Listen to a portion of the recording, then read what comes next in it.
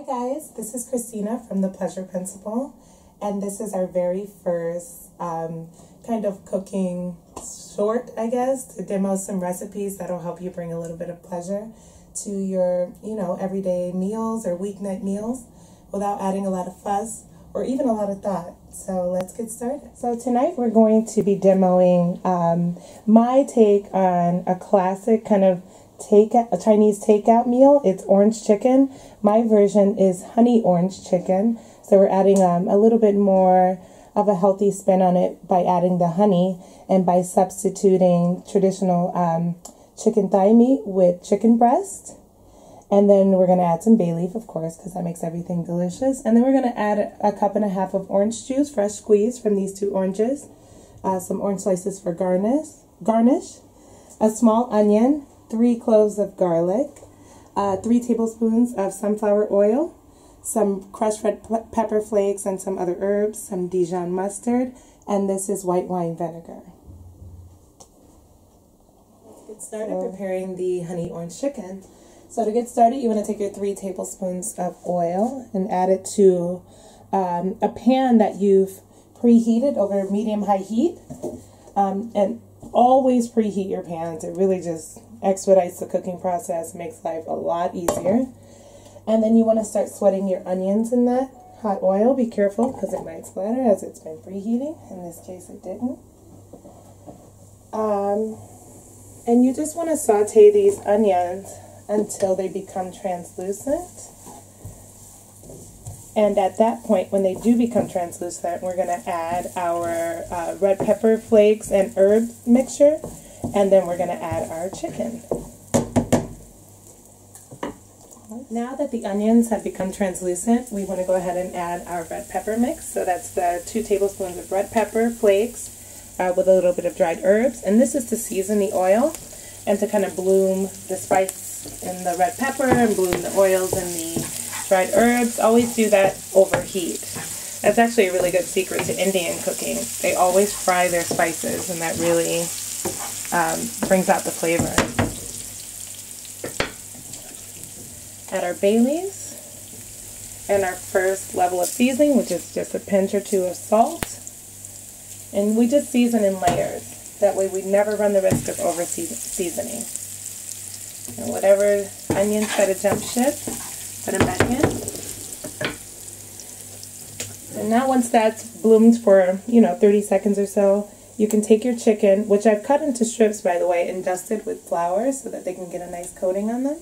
And you just lay them around evenly in the oil so that everybody's got contact.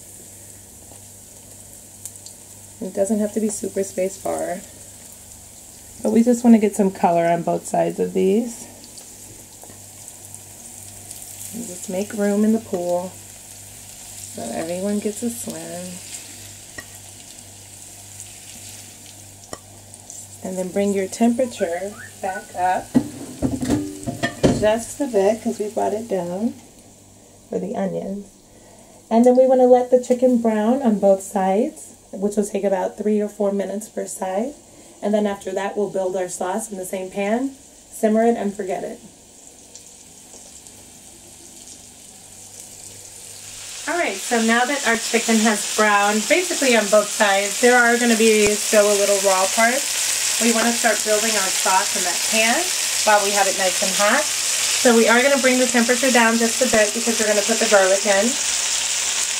And you never want to burn garlic, so always put garlic in, when you're just going to toast it up a bit, and then either take the food off the heat or put a liquid in there to prevent the garlic from burning. And then I also wanted to note that before you juice those oranges, never waste the zest of a citrus. I've never met a citrus that I've juiced that I haven't also taken the zest and just put it aside for some other use. Today, actually, I can get a lot of use out of this orange zest. It has a ton of flavor, really concentrated flavor from those oils. So I'm going to use, part of that for the cooking and then the other part for garnishing. So now we have that garlic in there. We can give this a toss around, and you can see you're getting some nice brown bits on the bottom of that pan. So we're going to deglaze with the orange juice first. So that's 1.5 cups of fresh squeezed orange juice, or like the juice of about 2 or 2.5 oranges. Okay, now 1. And don't worry about the seeds. You know, we have teeth and tongues for a reason, so we can sift them out. You know, this meal is mostly about adding pleasure in unexpected ways, like with the orange and the honey, but without adding a huge headache to whoever's preparing the meal.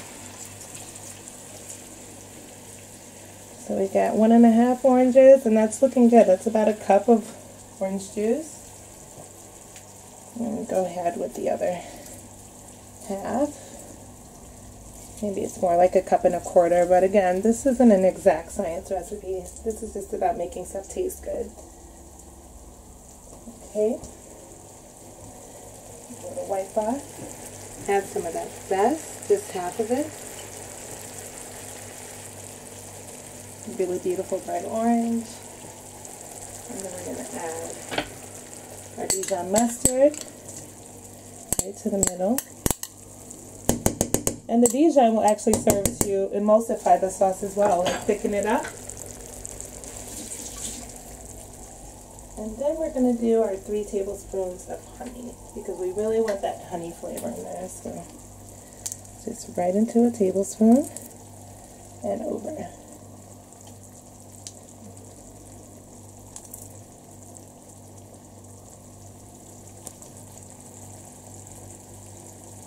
Really great meal for when the weather first starts to get cold and you want something flavorful but not too fatty. You don't want to order fast food, and you really want to make the person you're cooking for, you know, kind of happy and surprised at what you're able to do in under 30 minutes in the kitchen. So try to stir that all together. Get it really nice and incorporated.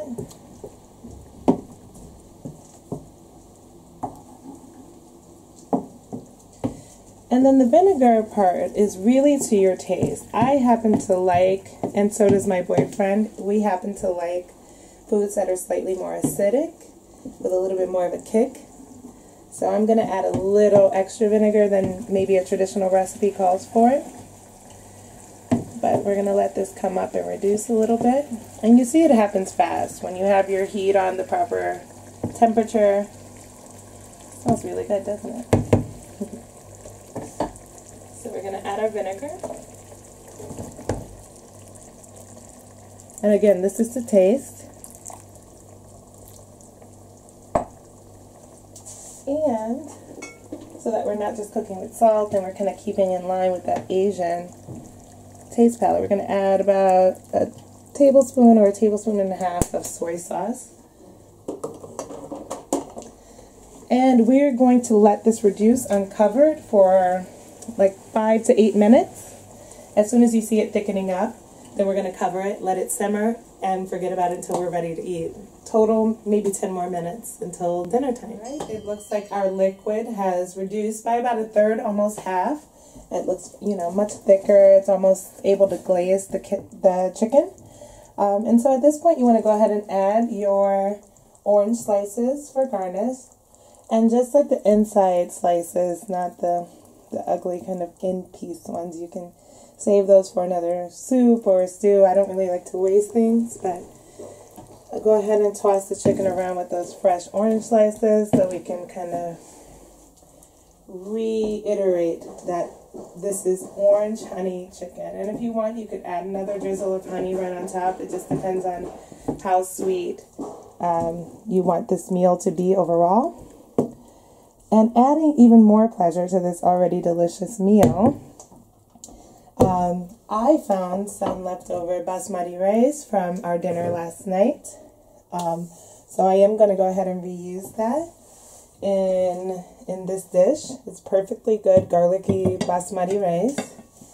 And then of course, basmati doesn't take that long to cook. Just, you know, take your favorite brand, follow the directions on the box, add some garlic, a little bit of salt, and you're home free. So we have that going. And I'm just going to go ahead and plate up here.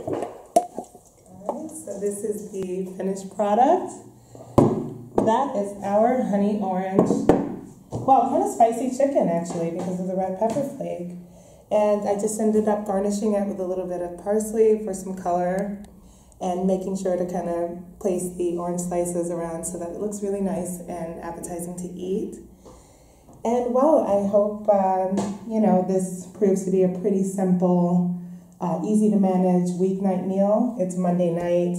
I just got back from a really long flight to the States and I wasn't necessarily feeling like cooking, but the point of the pleasure principle is to show you that you can add a little bit of pleasure, a ton of flavor, make something really yummy and also healthy without a lot of effort. So I hope you enjoy, and if you do, make sure to leave a comment or share this video with family and friends.